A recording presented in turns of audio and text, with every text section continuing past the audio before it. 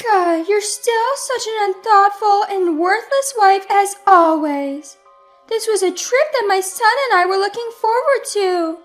You, who have no part in this, can go home right away. So my mother-in-law starts nagging me the moment my husband leaves the table. We were on an overseas trip that my husband asked me to plan. Well, if she goes that far, it's inevitable. I'll go home. What happens to the two of them after that is none of my concern. My name is Becca, a married woman working for a multinational corporation. Since my job is easy to manage in terms of schedule, I've been working mostly remotely since getting married, so I spend more time at home. My husband, Jack, is the type who overvalues himself and always wants to look good. He is a big spender and has never contributed a penny to our household. I didn't realize this while we were dating, but after we got married and started living together, his true nature gradually emerged. His mother seems to enjoy bragging about her son. I've heard of mothers who dote on their sons. I was prepared for that to some extent and was willing to tolerate it, but she is obstinate and strong-willed. She doesn't listen to other people's opinions. She even completely ignores her husband's opinions because she believes that her son is the best. She doesn't like me at all. Every time we meet, she always has some snide remark. She seems to particularly dislike the fact that I live comfortably on my son's salary alone. She keeps nagging me, saying, "You're still young, you should work outside."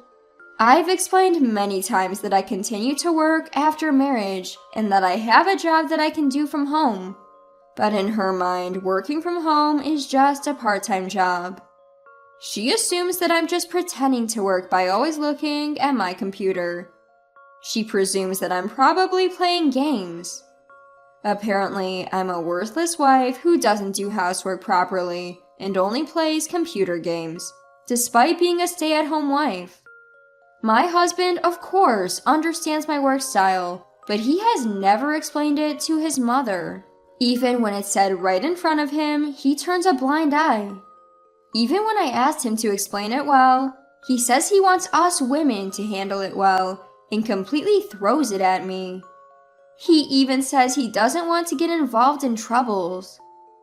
Once, when I persistently asked him to do something similar, he threw a completed divorce paper at me.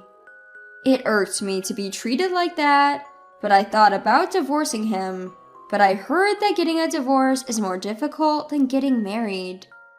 It would be a problem if it were more difficult than the current situation, so I ended up giving in to my husband's argument. I understood that my husband prioritizes his mother in everything. It's frustrating, but I feel like I need to find a way to deal with her while skillfully deflecting her. I didn't agree to divorce because of this change in my feelings, but it seems that my husband thinks I'm head over heels for him and didn't want to break up. His pompous attitude is getting worse day by day. It's cute when a child tries to act grown up, but when an adult does it, it's rather a turnoff. I've learned to ignore his pompous words and act as if I haven't seen his actions. There is another reason why I didn't divorce him. Due to my husband's job, we live quite a distance from my in-laws. We meet once a year, or at most twice a year. I thought I could tolerate that much. While the world was making a fuss about having 9 consecutive days off if you take a vacation on weekdays, both my husband and I were working. In my case, American holidays don't matter much because I adjust my schedule according to international circumstances. As for my husband, it's just that he wasn't taking 9 consecutive days off according to the calendar.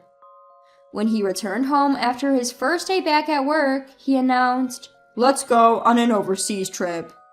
When I asked him what he was talking about, he said that his colleagues had taken a vacation and made it a 9-day holiday to go on an overseas trip, and he was quite proud of it, which made him incredibly annoyed and regretful. I was dumbfounded by his childishness, but I haven't been on a trip this year, so I suggested a domestic trip. The reason being my husband has no experience with overseas trips, so if we were to go overseas, he would have to apply for a passport. There won't be a problem if you're with me. You're fluent in multiple languages. I studied abroad when I was a student and have been on many overseas trips when I was single. In addition to English, I can hold a conversation in Spanish and a bit of Chinese if necessary. When my mother back home got hooked on Korean dramas, I studied Korean with her. However, I didn't get much opportunity to use it, so I'm not very confident.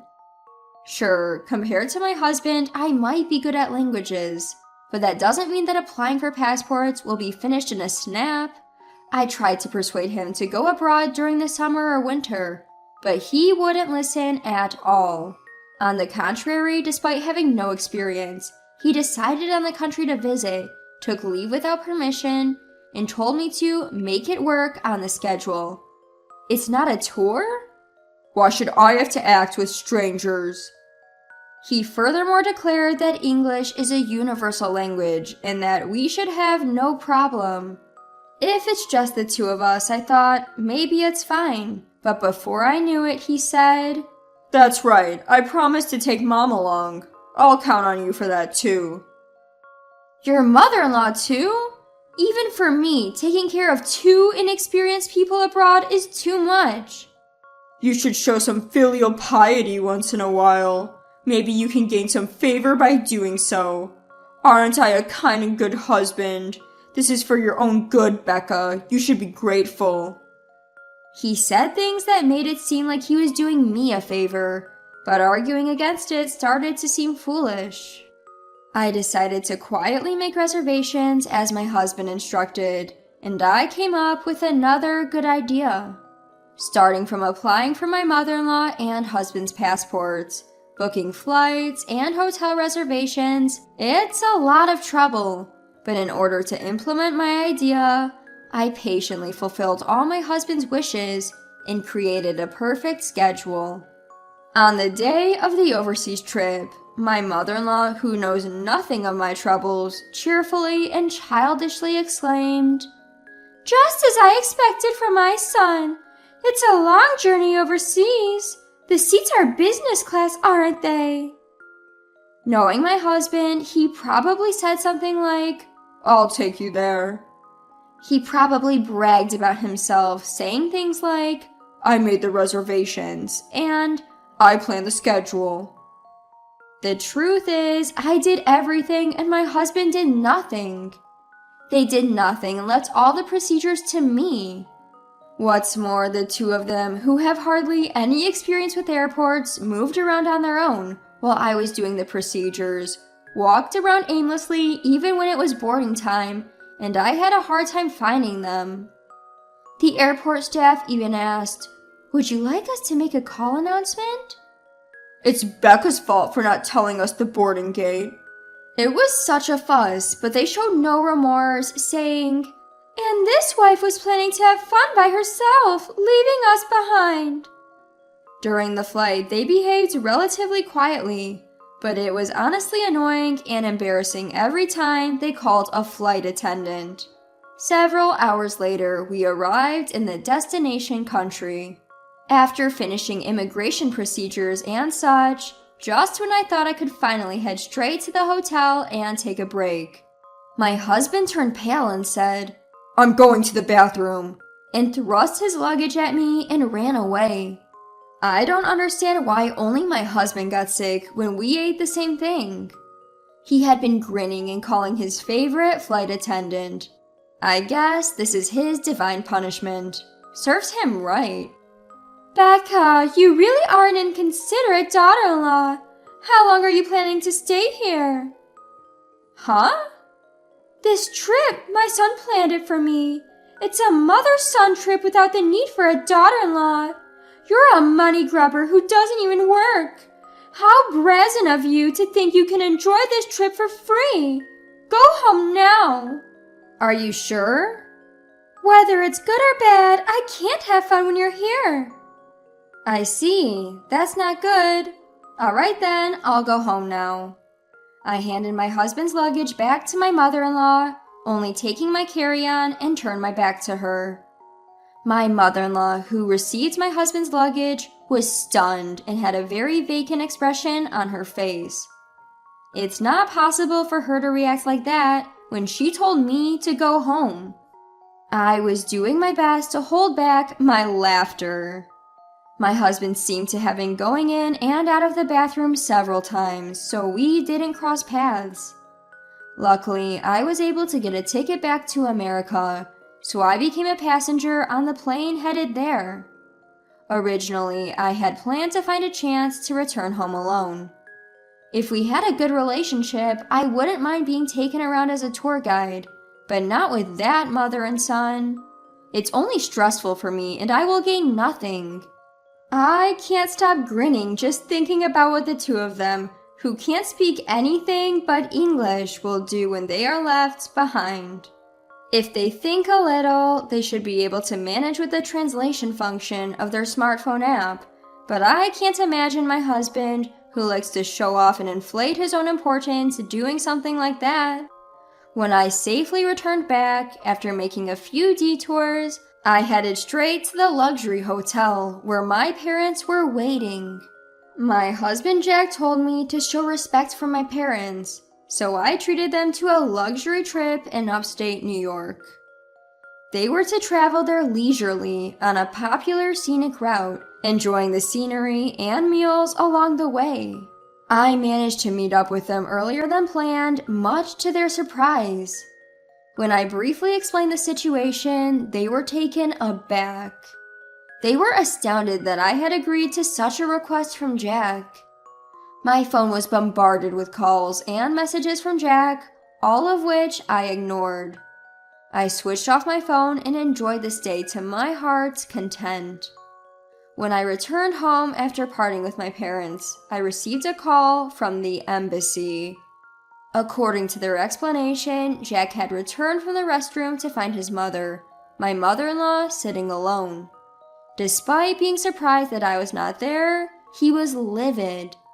He tried to contact me but couldn't get through, so he decided to make his way to the hotel by himself. However, not knowing where to go, he was visibly flustered when a kind person spoke to him in broken English. He was led away after being told that they knew the place and would take him there, only to be robbed of all his money, passport, and valuables. My mother-in-law was even stripped of her jewelry. When he was found standing on the street looking destitute, the police picked him up and referred him to the embassy for help. That's how he was able to contact me. The embassy official asked me to come and pick him up. He couldn't withdraw money because his wallet, which contained his bank cards, had been stolen. However, I asked back why I, a stranger, had to do that. I explained that I was already divorced from the man who was there. The truth was, I had kept the divorce papers he had thrown at me some time ago. Back then, I decided not to proceed with the divorce, as I had heard it would be a lot of trouble, but this time I had reached my limit. After filling in the divorce papers, I headed to the hotel right after landing back in the States. To my surprise, the divorce was accepted without any fuss. I already had a new place lined up and the contract had been signed while making the travel arrangements. I didn't want to use the furniture I had shared with Jack. It made my skin crawl. In my new place, I planned to buy everything new, so I packed for both the trip and the move at the same time. All I need to bring to the new place is my work tools and my favorite clothes. I could easily have everything else sent by the courier at a specified date and time. The embassy staff did not ask anything more from me, and the conversation ended. Later, it seems my former mother-in-law had pleaded with my former father-in-law, and with his help, my ex-husband Jack and ex-mother-in-law were able to return to the States. However, Jack, who had blown his top, contacted me. You left me and divorced me without my knowledge? Abandoned? No, I just obeyed your mother's instructions to leave. If you have any complaints, talk to your mom. And please consider the business class flight I arranged for you on your return as my farewell gift. I also reminded him that he was the one who had first brought up the divorce papers. I only filed the divorce papers he had prepared, fulfilling his wish for a divorce. Do you think such sophistry will work? How much more do you want to embarrass me? Embarrassed? How so? If you want to feel embarrassed, I have a better story. Want to hear it? What is it? Well, did you know you're a regular at an adult entertainment club? You're pretty invested in a favorite girl there, aren't you? Rather than contributing money to the household, you were heavily splurging on her. But you ended up in debt when her demands escalated, right? I had an investigation agency look into a debt collection letter addressed to Jack that had been delivered to our house. Although Jack was a good spender, his obsessive behavior seemed to be a turnoff. His favorite girl's true feelings were that she thought he would eventually stop coming if she kept asking for more money and expensive gifts. I wonder what Jack felt when he heard that. That's quite an embarrassing story, isn't it? If you make any more fuss or contact me again, I'll spill the beans to your company. Got it? Being disliked by the girl he was infatuated with would be an unbearable humiliation for Jack, considering his personality. If this became known, it would be a great embarrassment. Jack, who until now had been aggressive, just said, "Got it," in a feeble voice and ended the call. A few days later, my ex-father-in-law contacted me. He told me he had also divorced his wife, my ex-mother-in-law. I thought it was unnecessary as we were no longer related, but it seemed he contacted me to expose my ex-mother-in-law's true nature, as we both had been treated poorly by her. My former father-in-law, suspicious of his wife's behavior, investigated while she was out and discovered that his retirement savings had been depleted. The money was apparently spent on beauty treatments and cosmetic procedures.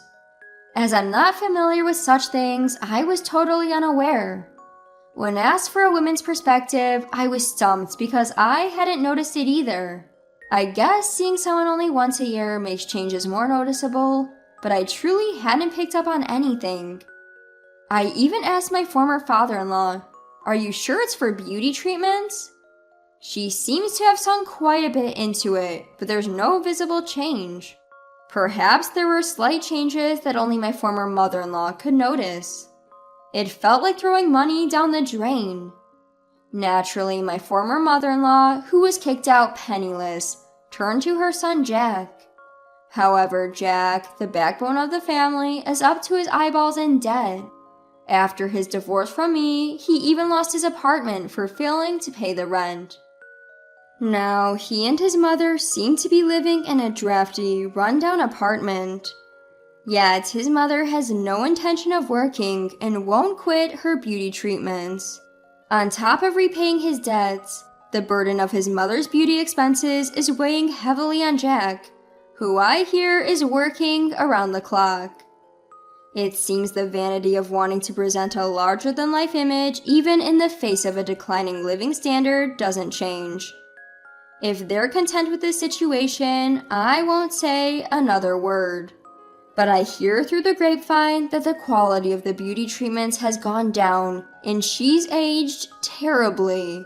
As for me, I cherish the present moment, when I can relax and improve my work without anyone dictating to me.